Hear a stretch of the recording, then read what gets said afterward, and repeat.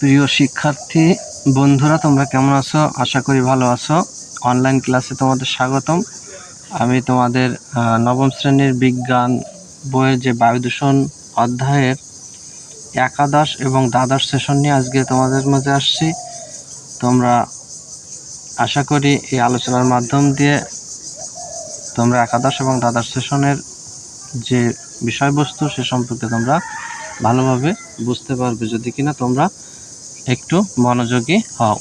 তো দেখো, আমরা চলে যাই একাদশ এবং দ্বাদশ সেশনে। এখানে বলছে, আগের সেশনের ধারাবাহিকতায় বিভিন্ন মৌলে পারমাণবিক ভর এবং আপেক্ষিক পারমাণবিক ভর নিয়ে আলোচনা করো। তাহলে আগের যে সেশনটা হয়েছে সেখানে কিন্তু পারমাণবিক ভর এবং আপেক্ষিক পারমাণবিক ভর নির্ণয়ের সূত্র এবং কাকে বলে সেটা নিয়ে কথা বলা হয়েছে এবং সেটা নিয়ে তোমাদের আলোচনা করতে বলছে। তো আমরা এই সেশনেও কিন্তু এটা নিয়েও আলোচনা করব। এরপরে কি বলছে, একইভাবে আপেক্ষিক আণবিক ভর কিভাবে বের করতে হয়, অর্থাৎ আপেক্ষিক আণবিক ভর কীভাবে বের করতে হয় তা নিয়েও আলোচনা করো। এই বিষয় নিয়েও আমরা আলোচনা করব। এরপর কি বলছে, অনুসন্ধানী পাঠ বই থেকে পড়ে নাও এবং শিক্ষকের সহায়তায় বিষয়গুলো বুঝতে চেষ্টা করো।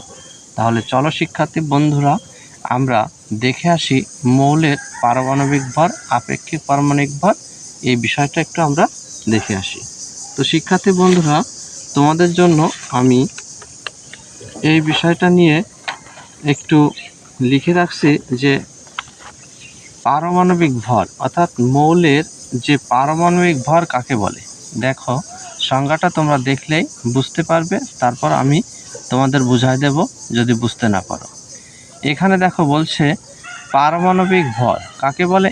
একটি পরমাণুর প্রোটন সংখ্যা ও নিউট্রন সংখ্যার যোগফলকে বলা হয় ওই মৌলের পারমাণবিক ভর।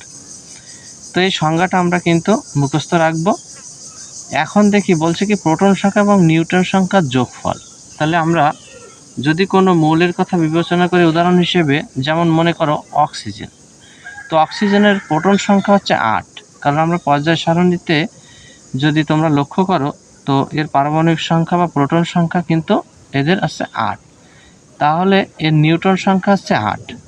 তো প্রোটন সংখ্যা 8 এবং নিউট্রন সংখ্যা 8 অক্সিজেনে।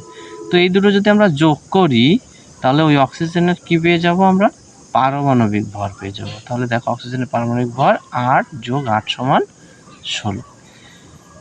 তো একইভাবে যদি আমরা তোমার সোডিয়ামের কথা বলি, তো সোডিয়ামের ক্ষেত্রে এর প্রোটন সংখ্যা হচ্ছে 11। সোডিয়ামের ক্ষেত্রে এর প্রোটন সংখ্যা হচ্ছে 11 এবং নিউট্রন সংখ্যা হচ্ছে 12। তো দেখো, প্রোটন সংখ্যা যদি 11 হয়, সোডিয়ামের পারমাণবিক ভর কিন্তু 23। তো সেক্ষেত্রে এর প্রোটন সংখ্যা হচ্ছে 11 এবং নিউট্রন সংখ্যা হচ্ছে 12। তো 11 এবং 12 যদি যোগ করা হয় তাহলে কিন্তু ওই সোডিয়ামের আমরা পেয়ে যাব পারমাণবিক ভর। তাহলে আমরা নিশ্চয় সবাই খুব ভালোভাবে বুঝতে পারলাম যে কোনো মৌলের পারমাণবিক ভর কি জিনিস। তাহলে পারমাণবিক ভর বের করতে গেলে ওই মৌলের প্রয়োজন তার প্রোটন সংখ্যা এবং নিউট্রন সংখ্যা। এখন আমরা যদি আপেক্ষিক পারমাণবিক ভরের কথা বলি, দেখো আপেক্ষিক পারমাণবিক ভর এই সংজ্ঞাটাও আমি তোমাদের জন্য লিখে রেখেছি যে আপেক্ষিক পারমাণবিক ভর কাকে বলে। কোনো মৌলের এই বিষয় নিয়ে কিন্তু আমি গত যে সেশনটা নবম এবং দশম সেশন, এই সেশনে কিন্তু আপেক্ষিক পারমাণবিক ভর নিয়েও আলোচনা করেছি। তো এখানেও আমরা একটু দেখে নিই, যারা ওই সেশনটা দেখোনি বা ওই ক্লাসটা তোমরা দেখোনি তারা আগে ওই ক্লাসটা দেখে আসবে, তারপর এই সেশনটা ভালোভাবে বুঝতে পারবে। কোনো মৌলের একটি পরমাণুর ভর ও কার্বন পরমাণুর 12 আইসোটোপের, কার্বনের কিন্তু আইসোটোপ আছে 12টা আইসোটোপ আছে। তো 12 নম্বর যে আইসোটোপটা অর্থাৎ C12, এই 12 আইসোটোপের পারমাণবিক ভরের 1/12 অংশের অনুপাতকে বলা হয় ওই মৌলের আপেক্ষিক পারমাণবিক ভর। তো দেখো, এইখানে কিন্তু যে পারমাণবিক ভরের সংজ্ঞাটা আমরা কিন্তু এর আগে আমরা পড়ছি যে প্রোটন সংখ্যা বা নিউট্রন সংখ্যার যোগফল, কিন্তু যখন বলবে আপেক্ষিক পারমাণবিক ভর তখন কিন্তু আমাদের এই সংজ্ঞাটা দিতে হবে এবং এটা সুন্দর করে আমাদের জানতে হবে। তাহলে সুতরাং আমরা যদি আপেক্ষিক পারমাণবিক ভরের একটা সূত্র লিখতে চাই তাহলে বলবো যে আপেক্ষিক পারমাণবিক ভর সমান মৌলের একটি পরমাণুর ভর, অর্থাৎ ওই মৌলের কি একটি পরমাণুর ভর, আর ভাগ হবে কার্বন 12 আইসোটোপের ভরের 1/12 অংশ। তো এখন কার্বন 12 আইসোটোপের 1/12 অংশের মান কত সেটাও আমি তোমাদের একটু জানিয়ে রাখি যে কার্বন 12 আইসোটোপের পারমাণবিক ভরের যে 1/12 অংশ অর্থাৎ 12 ভাগের 1 ভাগ, সেই অংশের মান হচ্ছে 1.66 গুণ 10⁻⁻24 গ্রাম। তো দেখো আমরা একটা উদাহরণের মাধ্যমে এটা আরও একটু স্পষ্ট হই। এখানে দেখো আমি তোমাদের জন্য একটা উদাহরণ হিসাবে লিখছি অ্যালুমিনিয়ামের একটি পরমাণুর ভর 4.482 গুণ 10⁻⁻23 গ্রাম। তাহলে এই অ্যালুমিনিয়ামের আপেক্ষিক পারমাণবিক ভর কত হবে? তাহলে আমার কিন্তু যে কোনো মৌলের যদি আপেক্ষিক পারমাণবিক ভর বের করতে হয় তাহলে ওই মৌলের একটি পরমাণুর ভর তোমার অবশ্যই জানতে হবে। তো একটি পরমাণুর ভর এখানে আমরা অ্যালুমিনিয়ামের ক্ষেত্রে এটা পেয়েছি। সেই একটি পরমাণুর ভরকে কার্বন 12 আইসোটোপের 1/12 অংশের ভর দ্বারা যদি ভাগ করি তাহলে দেখো এটা ক্যালকুলেশন করলে কাটাকাটি হয়ে হবে 27। তাহলে আমরা কি বলতে পারি অ্যালুমিনিয়াম মৌলের আপেক্ষিক পারমাণবিক ভর হলো 27। এরপর আমরা এর সাথে আনুষঙ্গিক একটা সংজ্ঞা, যাকে আমরা এর আগে কিন্তু আইসোটোপের কথা বলছি, তাই না? এই আইসোটোপের সংজ্ঞাটাও কিন্তু আমাদের একটু জেনে রাখা দরকার আছে যে আইসোটোপ কাকে বলে। যে সকল পরমাণু প্রোটন সংখ্যা সমান কিন্তু ভর সংখ্যা ও নিউট্রন সংখ্যা ভিন্ন তাদেরকে একে অপরের আইসোটোপ বলে। তো আমরা তিনটে সংজ্ঞা এবং আপেক্ষিক পারমাণবিক ভর নির্ণয়ের সূত্র সম্পর্কে জানলাম।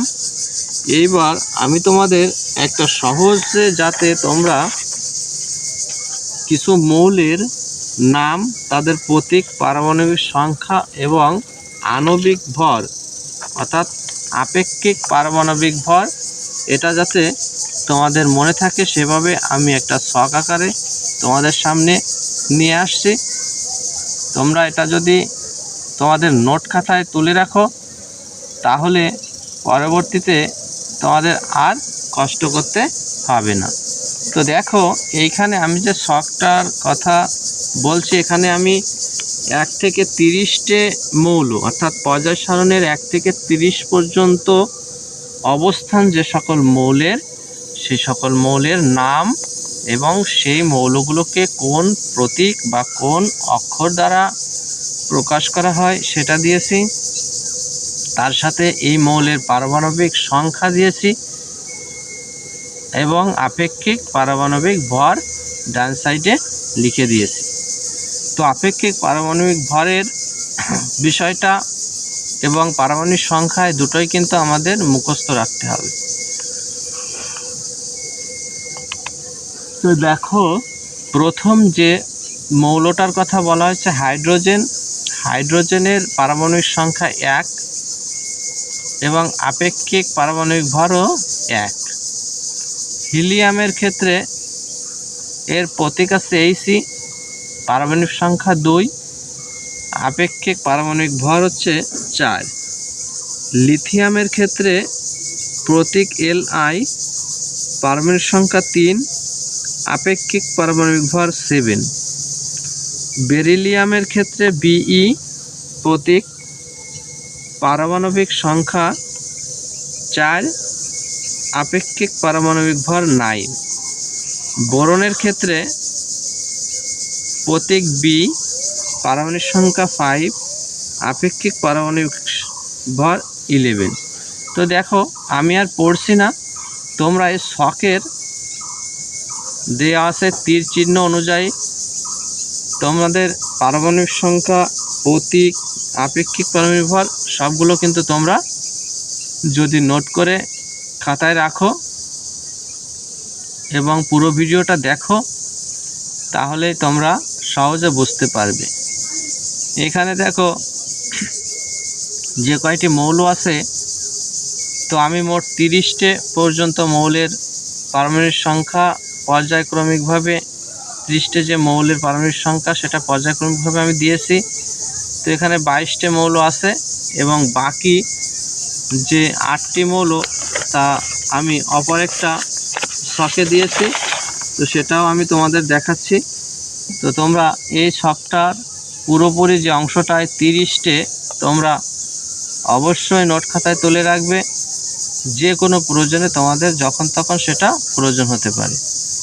তো দেখো এখানে পারমাণবিক সংখ্যা, আপেক্ষিক পারমাণবিক ভর অনুযায়ী আমরা কিন্তু জিঙ্ক পর্যন্ত, আর জিঙ্কের পারমাণবিক সংখ্যা কিন্তু 30 এবং এটাকে Zn দ্বারা প্রকাশ করা হয় এবং আপেক্ষিক পারমাণবিক ভর 65। এভাবে আমরা বেশ কিছু মৌলের এই ছক আকারে দিয়েছি যাতে করে তোমরা সহজে বুঝতে পারো। এখন আপেক্ষিক পারমাণবিক ভর এটাকে আমরা কিভাবে নির্ণয় করতে পারি বা কাকে বলে সেই বিষয়ে আমি তোমাদের কিছু কথা লিখছি। তো দেখো আমি একটু তোমাদের শোনাচ্ছি। এখানে দেখো আপেক্ষিক পারমাণবিক ভর বা এই আপেক্ষিক পারমাণবিক ভরের যে সংজ্ঞাটা আমি পূর্বে তোমাদের বলছি, এখন আমি তোমাদের বলবো আপেক্ষিক আণবিক ভর। তাহলে পারমাণবিক ভর ছিল একটা সূত্রের মাধ্যমে, এখন আপেক্ষিক যে আণবিক ভর বা শুধুমাত্র আণবিক ভর এটা আমরা কিভাবে নির্ণয় করব, এই বিষয়ে কিন্তু একাদশ এবং দ্বাদশ যে সেশনটা এখানে কিন্তু বলছে যে আপেক্ষিক আণবিক ভর কিভাবে বের করতে হয় তা নিয়ে আলোচনা করো। আজকে আমি এই বিষয়টা একটু বেশি গুরুত্ব দিব যে আপেক্ষিক আণবিক ভর কিভাবে নির্ণয় করতে হয়। দেখো এখানে বলা আছে যে কোনো অণুতে উপস্থিত পরমাণুর সংখ্যাকে নিজ নিজ পারমাণবিক ভর দ্বারা গুণ করে ওই গুণফলকে যোগ করলে যে সংখ্যা পাওয়া যায় তাকে আপেক্ষিক আণবিক ভর বলা হয়। তো চলো এই যে কথাগুলো বলা হলো, অর্থাৎ কোনো অণুতে উপস্থিত পরমাণুর সংখ্যাকে নিজ নিজ পারমাণবিক ভর দ্বারা গুণ করতে হবে, নিজ নিজ পারমাণবিক ভর দ্বারা গুণ করে ওই গুণফলকে কি করতে হবে, যোগ করতে হবে। যোগ করলে মোট যে সংখ্যাটা পাওয়া যাবে সেই সংখ্যাটা বলা হবে আপেক্ষিক আণবিক ভর বা শুধুমাত্র আণবিক ভর। তো চলো শিক্ষার্থী বন্ধুরা, আমরা কয়েকটি উদাহরণ তোমাদের জন্য আমি লিখে রেখেছি। এই উদাহরণগুলো যদি তোমরা একটু ভালো করে খেয়াল করো, একটু দৃষ্টিপাত করো, তাহলে অবশ্যই যে কোনো যৌগের আণবিক ভর তোমরা নির্ণয় করতে পারবে। এখানে দেখো সোডিয়াম ক্লোরাইড, সোডিয়াম ক্লোরাইড খাবার লবণের সংকেত, এটা কিন্তু NaCl। তাহলে NaCl এই খাবার লবণ, আমরা যে খাবার লবণটা খাই এই খাবার লবণের আণবিক ভর কত? তো আমার প্রথমে জানতে হবে সোডিয়ামের আণবিক ভর কত আর ক্লোরিনের আণবিক ভর কত, তাই না? তো দেখো সোডিয়ামের আণবিক ভর হচ্ছে 23 আর ক্লোরিন হচ্ছে 35.5। তো এই দুটো যদি আমরা যোগ করি তাহলে 58.5। যে খাবার পানি H2O, পানির সংকেত H2O, এর আণবিক ভর হবে কত? হাইড্রোজেনের কিন্তু আণবিক ভর 1, কিন্তু হাইড্রোজেন কয়টা আছে এখানে? 2টো। তাহলে আমরা যদি একটা হাইড্রোজেন, 2টো হাইড্রোজেন এবং আণবিক ভর হচ্ছে 1, তাহলে আমরা লিখতে পারি যেহেতু 2টো এইখানে হাইড্রোজেন 2টা আছে তাই আমরা 2 দ্বারা 1কে গুণ করব তার সঙ্গে দেখো অক্সিজেনের আণবিক ভর হচ্ছে 16, সেটা যদি যোগ করি তাহলে 2 অক্ষে 2 যোগ 16 সমান কত হলো 18। ঠিক একইভাবে সালফিউরিক অ্যাসিড H2SO4, সালফিউরিক অ্যাসিডের সংকেত, এখানে হাইড্রোজেন আছে 2টো, সালফার একটা, অক্সিজেন আছে 4টে। তো হাইড্রোজেনের ক্ষেত্রে আছে 1 গুণ 2,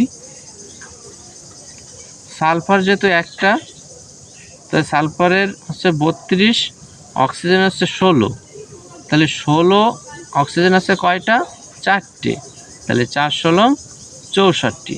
এভাবে এই তিনটা যোগ করলে আমরা পাবো 98। একইভাবে দেখো ফেরাস সালফেটের সঙ্গে 7 অণু পানি আছে, তাহলে Fe, এটা আছে আয়রন, Fe, এই আয়রনের ভর আণবিক ভর হচ্ছে 56 যোগ সালফারের হচ্ছে 32 যোগ অক্সিজেনের হচ্ছে 16 এবং অক্সিজেন হচ্ছে 4টে, তাহলে 16 গুণ 4 যোগ এখানে দেখো 7 অণু পানি, তাহলে 7টাকে আমরা প্রথমে লিখব, লেখার পরে হাইড্রোজেন হচ্ছে 2টা, এর আণবিক ভর হচ্ছে 1, পারমাণবিক ভর হচ্ছে 1, তাহলে 1 গুণ 2 যোগ অক্সিজেন হচ্ছে 16। ঠিক আমি দেখো প্রতিটা মৌলের সংখ্যা এবং প্রতিটা মৌলের পারমাণবিক ভর দ্বারা তাকে গুণ করে যোগ করার নিয়মটা পর্যায়ক্রমে আমি বসিয়ে করছি, এবং এটা ক্যালকুলেশন করলে আমাদের হচ্ছে 278। একইভাবে দেখো কপার সালফেটের সঙ্গে 5 অণু পানি, এই কপার সালফেটের সঙ্গে 5 অণু পানি, এটা কিন্তু তুতের সংকেত। তুতে আমরা যে নীল বর্ণের স্ফটিক দেখি, যেটা অনেক সময় ঘর বাড়িতে লাগানো দরজা জানলায় এই তুতেটা ব্যবহার করা হয় যাতে নষ্ট না হয়, সেজন্য কিন্তু এই তুতেটা ব্যবহার করা হয়। তো তার সংকেত হচ্ছে কপার সালফেটের সঙ্গে 5 অণু পানি। যদি এর আণবিক ভর বের করতে চাই তাহলে কপারের হচ্ছে 63.5, সালফারের 32, অক্সিজেন হচ্ছে 4টে, তাহলে 16 গুণ 4, তারপর যোগ 5 অণু পানি, তাহলে 5 দিলাম, আর পানি হচ্ছে 1, এই হাইড্রোজেন 2টা, তাহলে 2 সঙ্গে 1কে গুণ যোগ অক্সিজেন হচ্ছে 16, অ্যাভারেজ করলে 249.5। ঠিক একইভাবে দেখো আরও কয়েকটি মৌলের আণবিক ভর বা আপেক্ষিক আণবিক ভর আমি তোমাদের সুবিধার্থে বের করে দিয়েছি। এটা হচ্ছে সিলভার জিঙ্ক সালফেটের সঙ্গে 7 অণু পানি, এটা সিলভার নাইট্রেট, এটা পটাশিয়াম পারম্যাঙ্গানেট, এটা পটাশিয়াম নাইট্রেট, এটা সোডিয়াম হাইড্রোক্সাইড, এটা সোডিয়াম কার্বনেটের সঙ্গে 10 অণু পানি, এটা হচ্ছে CaOCl এর সঙ্গে 4H2O, এটা হচ্ছে এর যদি আণবিক ভর বের করে দেখো Ca, ক্যালসিয়াম হচ্ছে 40, অক্সিজেনের হচ্ছে 16, ক্লোরিন হচ্ছে 35.5, আবার দেখো একটা ক্লোরিন আছে তারও 35.5, যোগ 4 অণু পানি, তাহলে 4 × 1 গুণ 2 যোগ 16, অ্যাভারেজ করলে 199। আমার মনে হয় তোমরা অন্য যে কোনো যৌগ যদি তোমাকে দেয়া হয় তাহলে সেখান থেকে প্রত্যেকের নিজ নিজ পারমাণবিক ভর যোগ করে ওই যৌগের আণবিক ভর তোমরা বের করতে পারবে। তো তোমাদের একটা বাড়ির কাজ আমি দিতে চাই। তো শিক্ষার্থী বন্ধুরা, এই বাড়ির কাজটা হচ্ছে এরকম, যেহেতু তোমরা আণবিক ভর নির্ণয় করা শিখলে, যৌগের আণবিক ভর নির্ণয় করা শিখলে, তাহলে তোমরা এই বাড়ির কাজটা একটু করবে। যদি না পারো কোনোটা তাহলে আমাকে কমেন্ট করে জানাবে, বলবে স্যার আমি এটা পারিনি, এটা কিভাবে করতে হয় আমাকে যদি একটু দেখান তাহলে ভালো হয়। তখন আমি তোমাদের এর আণবিক ভর নির্ণয় করে দেব। তো বাড়ির কাজ আমি তোমাদের জন্য লিখে রেখেছি। এটা হচ্ছে নাইট্রাস অক্সাইড, এটা হচ্ছে CaCl3, এরপর দেখো ক্যালসিয়াম অক্সাইড, এটা হচ্ছে Pb3O4 অর্থাৎ সিঁদুরের সংকেত। আমরা যে সিঁদুর কপালে পরি সেটার সংকেত কিন্তু Pb3O4। এবার দেখো HCl হাইড্রোক্লোরিক অ্যাসিড। এবার দেখো সোডিয়াম নাইট্রেট, এটা হচ্ছে ক্যালসিয়াম কার্বনেট। তো দেখো এই যে যৌগগুলো, এই যৌগের উপস্থিত প্রত্যেকটি মৌলের পারমাণবিক সংখ্যা তোমরা ওই চার্ট থেকে দেখে নিবে বা মুখস্থ করলে তোমাদের সব থেকে ভালো হয়। একবার মুখস্থ করার পর আর সমস্যা হবে না। দেখো এখানে যে চার্টটা আমি তোমাদের দেখিয়েছি, এই চার্টটা তোমরা নোট খাতায় লিখে রাখবে এবং সেখান থেকে দেখে দেখে এই যৌগগুলোর নিজ নিজ পারমাণবিক ভর বের করবে, করে সবগুলো যোগ করলে এই যৌগের আণবিক ভর তোমরা বের করতে পারবে। তো শিক্ষার্থী বন্ধুরা, আজ এ পর্যন্ত। আগামী অনলাইন ক্লাসে আসবো ত্রয়োদশ, চতুর্দশ, পঞ্চদশ এবং ষোড়শ সেশন নিয়ে। তো আজ এ পর্যন্ত, তোমরা ভালো থেকো, তোমাদের সুস্বাস্থ্য কামনা করে এবং আজকের মতো বিদায় নিচ্ছি। সবাই ভালো থেকো।